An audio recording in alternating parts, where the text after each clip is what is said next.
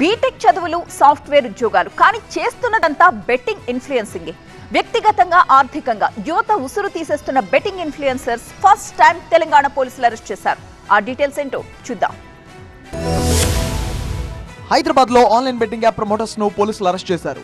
నిందితులు యువతే టార్గెట్ గా టెలిగ్రామ్ లో బెట్టింగ్ యాప్స్ ప్రమోట్ చేస్తున్నట్టు గుర్తించారు. ఓ వ్యక్తి ఆన్లైన్ లో 50 లక్షలు పోగొట్టుకోవడంతో పోలీసులకు ఫిర్యాదు చేశాడు. బాధితుడి ఫిర్యాదుతో సైబరాబాద్ పోలీసులు విచారణ జరిపి నలుగురిని పట్టుకున్నారు. నిందితుల్లో విద్యార్థులు, సాఫ్ట్వేర్ ఉద్యోగులు సైతం ఉన్నారు. బేస్లెస్ ప్రిడిక్షన్ చేస్తూ యూజర్లను ప్రమోటర్లు మోసం చేస్తున్నారని చెప్పారు డీసీపీ సాయిశ్రీ.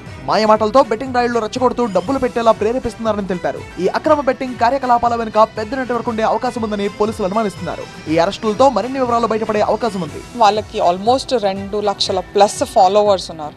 సో దానికి తగ్గట్టు ఎంత లేదని అనుకున్నా ఒక 10%కి వేసుకున్న 10,000 ప్లస్ విక్టిమ్స్ ఉంటారు. బెట్టింగ్ లో డబ్బులు పోగొట్టుకుంటున్న వారు ఆత్మహత్యలు చేసుకుంటూ కుటుంబాన్ని రోడ్డున పడేస్తున్నారు. అందుకే తెలంగాణ ప్రభుత్వం దీనిపై పూర్తి స్థాయిలో యుద్ధమే ప్రకటించింది. తెలంగాణలో మొదటిసారి బెట్టింగ్ ప్రమోటర్లను అరెస్ట్ చేశారు పోలీసులు.